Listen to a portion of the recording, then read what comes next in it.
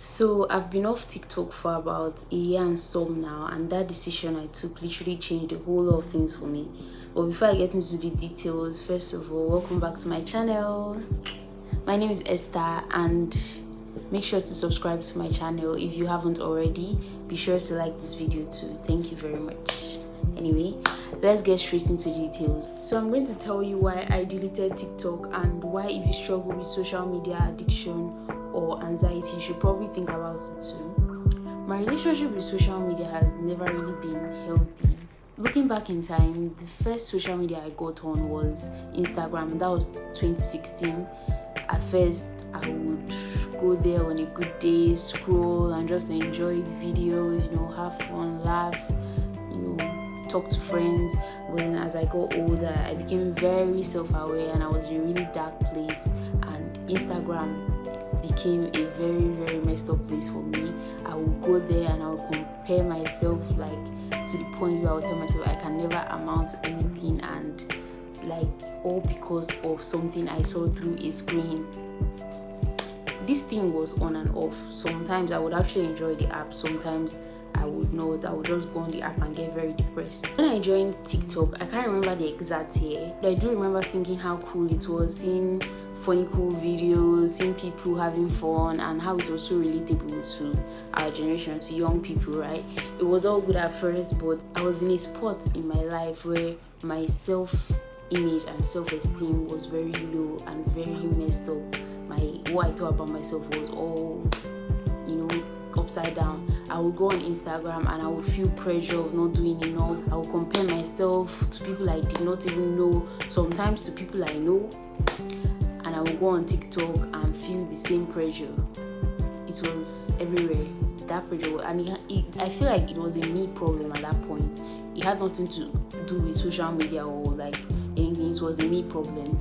I've always wanted to share content. I knew that I wanted to share experiences, right from what I experienced in my skin and what I learned, and just things. I just wanted to share things that people would like to see or add value to people in one way or another. I don't know, but it didn't make sense to me why I was feeling these negative emotions associated with social media, because social media is kind of the only way, or one of the major ways, easy ways that I could actually share content that I wanted to share, that I knew I wanted to share anyway. But it's so sad because I would go there all the time and put myself down for not being enough or not doing enough. Before I even tried, before I even started, I would think, oh my god, this girl is my age, look at what she's doing, look at what I'm doing, and think, what am I doing? Can I do it? Will I ever get the chance to do it? Another thing that contributed to these negative emotions that I was experiencing was, back then most of my friends were on TikTok normally. So this thing where you see something funny and you just share it to your friends. Yeah, that was what we would do. And when I realized I had a problem, when I realized this thing was messing with my head, I couldn't go on social media and be happy like I was supposed to. That's the point of people sharing their videos. That's the point of watching funny things. But all I see is pressure, negativity and everything. And I was like, what am I doing? So I would try to stay away from the app. And I realized the longer I stayed away from the app, the harder it was for me to get back on it. I would literally be so scared to tap the icon. And if a notification to come up, and when you try to swipe it out and by mistake you open it, I would be so quick to try to get out of before it loads. That's how bad it was. I did not want to get back. All boiled down to a fear of, I was scared the world has already moved on without me. No one would move. I knew that things have already been going on, and I was not there to see it. I already missed it. That's the way I was feeling, and that's the way I kind of made my mind think. We live in a very fast-paced world. I know that trends are coming up and down, non-stop. TikTok is literally filled with 5 seconds videos, just give you that short burst of dopamine and everything. And I just was very scared that they've moved on without me. I don't know what's happening in the world and I can't catch up. I was scared I would never catch up. Then when I'll gather enough courage to open the app, I'll open the app and see 99 plus TikToks for my friends, and I'll be like, I'll get so overwhelmed. I'll be like, where do I start from? Sometimes I'll view some of them, the ones I can, and I'll just try to get back on my For You page, check like what's going on. Then I'll see something before and I'll show a friend and she'll be like, oh, I've already seen this before, and I'll feel so stupid. I'll feel like, oh, it was just me then. Okay, I know it doesn't make sense, right? But that's the thing about your mind. Sometimes some things we think to ourselves are not really true. I don't know if you understand. Our mind, sometimes if your mind is not in a good place, you end up believing a lot of lies that it tells you. It's not true, it's not real. Me showing my friend that video, probably like she probably didn't think much of it, but me, I was on the fact like, oh my god, everybody has already seen this and here you are. I'll tell myself, do you even deserve to laugh? How messed up is that? All because I did not watch a video when it was new. This thing was an issue. It was a serious issue. So I knew I had a problem. I just didn't know how to fix it. And bear you in mind, social media addiction is very real. TikTok addiction is very real. People struggle with these things.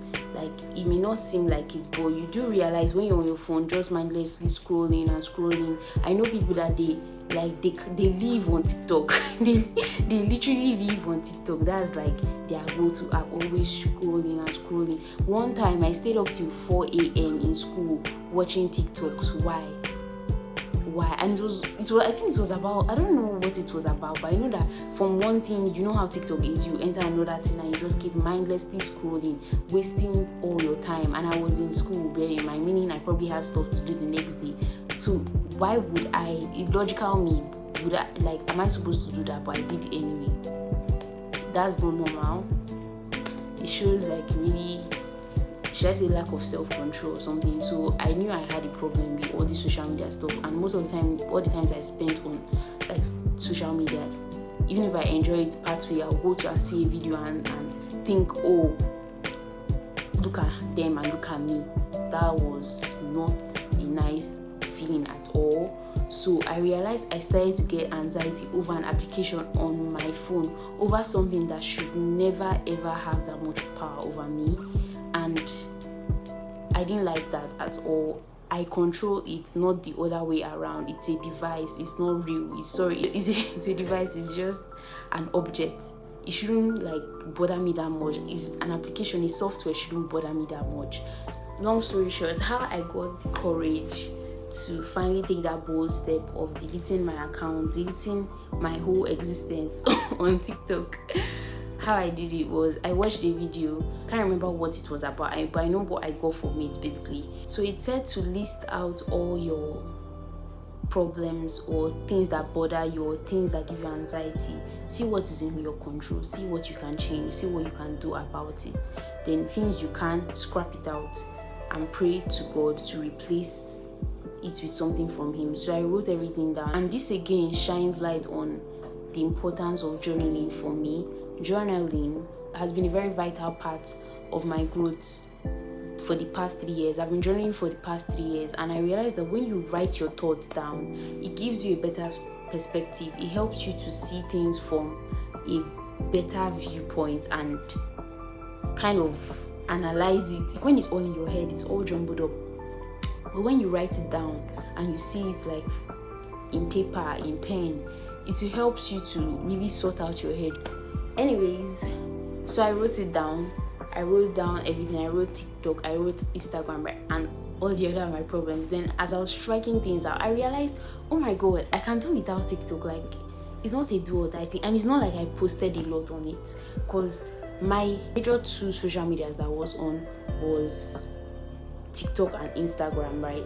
But on Instagram, I already was kind of like posting. I already had somewhat of an audience there. But TikTok, I did not post at all, and that's kind of contributed to my anxiety about not doing enough, because I would think I should be posting, but then I never got up to post. Like, I never just had the courage to get to posting.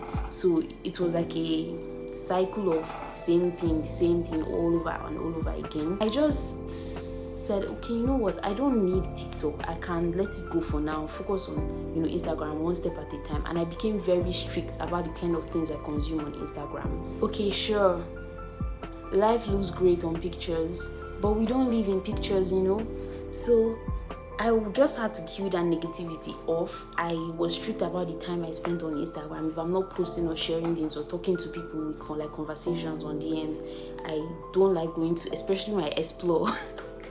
I tried to like stay away until I knew that I had my mind very fortified against letting myself believe any stupid lie that, like, you know, why compare? You're two whole different people. Everybody has their path, everybody has their pace. There is no rush. And who said there should be rush? Nobody ever did. Like, it's crazy. Another worry I had was people thinking, like maybe my friends thinking I'm weird or not cool for not being on TikTok. But at the point I just stopped caring. This is for my own personal health, basically. At this point, if they ask, I'll tell them. If they understand, fine. If they don't understand, still fine. And then the kind of friends that I have, or the kind of people I had around me, they're not the type to really judge. They're the type of people that were very aware about these issues. So it's always good to have a very supportive environment. A while back, I made a video about tips that helped me to get a mindset that really changed my life. I'll put a link to the video, like you can check it out later. It's really, really like informative, should I say. And I really, those experiences, I'm telling you, it changed a lot of things. It changed a whole lot of things for me in my life. By the time I deleted TikTok and I literally guarded my Instagram like against all this negativity, I guarded my mind against all this social media negativity, I got so much control over my life. I actually finally had time to do things like hobbies that I would tell people I like, but then I don't actually have time to do, like reading, for example. The last year, I'm very proud to say that I read over 20 novels. Yeah, I did that.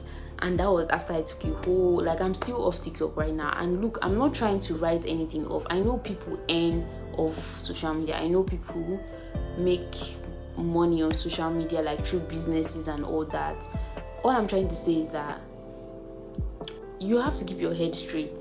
Very important. Same way you work out your body, like if you want abs, the way you work out your body, that's the same way you work out your mind. You can literally change your life by changing your mindset. Like my life is a testimony of that. God really helped me to open my eyes to these things. Like, I'm learning a lot, both from things I read, things I watch, the Bible, sermons, a whole lot of things that really open, and I'm seeing it working for me. Like in my life is turning a whole lot around. My confidence levels are growing. Before, I would never have the confidence to be posting myself more on social media where I know a whole lot of people can see me, but I'm growing and I'm so proud of myself for doing that. And it's things like this that actually helped me. So I'm just trying to share that in case you're somewhere struggling and thinking the way I was, or you have this, like, or should I say, addiction to social media, and it's not really coming from a good place, maybe coming from a place of negativity, maybe it's coming from a place of self-hatred or low self-esteem or comparison, things like that. You need to take a break.